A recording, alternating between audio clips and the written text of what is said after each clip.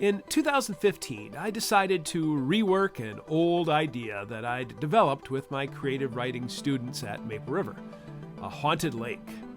Having vacationed in the Central Lakes region north of Brainerd, I threw a dart at the map and created Lake Manitou. As a mythology teacher who grew bored with Greek mythology in my curriculum, I'd taught and studied Minnesota mythology for years.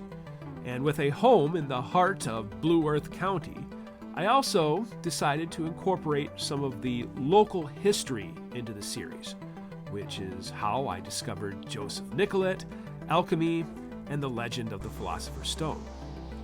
When I learned that Nicolet not only visited Tuwapatakian, a haunted lake with magical lily roots now named Lura Lake, but he also went to the Central Lakes area, which is where he visited Lake Manitou. Yes, art was now imitating life. You can check out my other videos for how I incorporated mythology into the world of Lake Manitou, but this video is dedicated to my villainous secret society, the Order of Eos. After reading Dan Brown's Da Vinci Code, I went down the rabbit hole of secret societies like Templar Knights, Freemasons, and the Illuminati. So when I learned that one of the factors for Joseph Nicolet fleeing Europe was a French version of the Illuminati scientists, I dug a little deeper into Nicolet's life, and yep, again and again and again, his living rivals often were powerful members of secret societies. So I needed to invent my own secret society so that I didn't die young like Joseph Nicolet, and I invented the Order of Eos. The word Eos, of course, comes from classic Greek-Roman mythology, the goddess of the dawn. Eos and dawn is associated with some real-world illusions that I'd come across. Since Joseph Nicolet was very anti-manifest destiny, I loved Eos for my villains, since Columbia is the symbol for manifest destiny. I'd also come across the Order of the Golden Dawn, which is a contemporary secret society with ties to Gnostic, Masonic, and Templar lore. Check. In my deep dive into Minnesota mythology, I read about Anishinaabe society and religion and the efforts by the United States government to eliminate it. So when I was researching lore about the Seven Fires prophecy, I also came across fire handlers. According to what I read, fire handlers were marked from birth with special abilities, including the ability to handle fire. Yes. The Wabano, I don't know if I said that right, excuse me, the Wabano priesthood were also known as the Men of the Dawn. I'd already seen that term, the Men of the Dawn, used in completely different cultures, but still connected to Minnesota, the Kensington runestone lore. Yes, it's a deep rabbit hole, so I'll cut to the chase. The History Channel guys connected the runestone to Oak Island and the Newport Tower based on Norse and Scottish explorers. One of these explorers had a last name of Morrison, like in Morrison County. But according to these History Channel guys, the name Morrison connects to an older Scottish phrase which translates as Men of the Dawn. Living in Mapleton, Minnesota, the curling capital of Minnesota, I jumped all over the Scottish concept, and with Freemasonry displayed on Main Street, Mapleton, I decided I liked the concept, but not wanting to alienate any neighbors, I really needed a fake secret society with the Order of Eos. Consequently, both my series use the Order of Eos, which has fictional roots to Scotland, English, and French families. For the Dreamcatcher Chronicles, I wanted to ground all the fantasy elements with historical and cultural realism.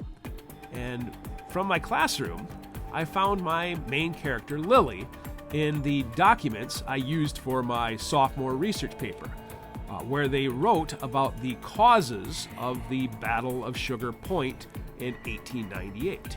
In my early drafts, I leaned heavily into the history, but in later drafts, I wanted to separate Lake Manitou from real faces and places. The flip side to my Battle of Sugar Point assignment was writing about the Dakota conflict of 1862, focusing on the causes of it. With many students who had roots to the early settlers, they often provided more oral tradition than what I offered in my historical sources. So this is where creativity and real life came crashing together. In real life, Joseph Nicollet searched for Blue Earth in southern Minnesota and in northern Minnesota. So my fictional Hiawatha County is based on the real Blue Earth County. The Blue Earth River, the Blue Knife River. The Nicollet Dam, of course, is based on the Rapidan Dam, and the Mizhike Band of Ojibwe was based on the Winnebago Reservation. Even though I didn't incorporate the Ho-Chunk people into my stories, I borrowed a dark chapter of Blue Earth County history and applied it to my fictional Hiawatha County. In the Fire Handler, the Weber family has racist neighbors that despise their very existence, and also allies who cherish and support them. In this way, the story of the Ho-Chunk people is similar. The town of Good Thunder is named in tribute to the Ho-Chunk chief who lived along the Maple River and farmed beside white settlers who viewed him as a friend. Today, the Ho-Chunk Reservation no longer exists. According to researcher Kathy Coates, a secret society known as the Knights of the Forest operated in Mankato and secretly coveted the lands given to the Ho-Chunk people. To steal the land away, they first used the hate-mongering and propaganda to sow paranoia and distrust amongst the residents in the county.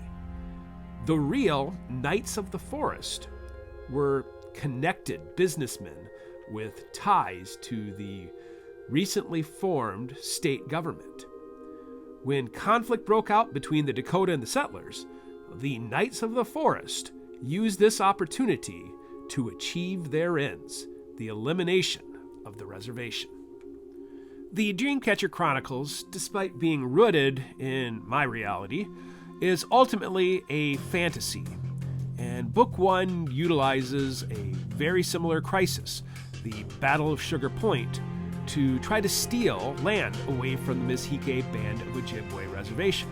In this way, the Order of Eos, the villains in my story, operate in a similar fashion to the Knights of the Forest, albeit for very different reasons. After the Knights of the Forest accomplished their goals in Blue Earth County, the organization seemingly vanished, leaving behind only legitimate secret societies to leave their mark on local history. For my plot, the Mizhike Band of Ojibwe Reservation remained. So too, the Order of Eos remained. And in classic, young Goodman Brown fashion, my ensemble of characters must now view their neighbors with distrust and question the knives in men's smiles.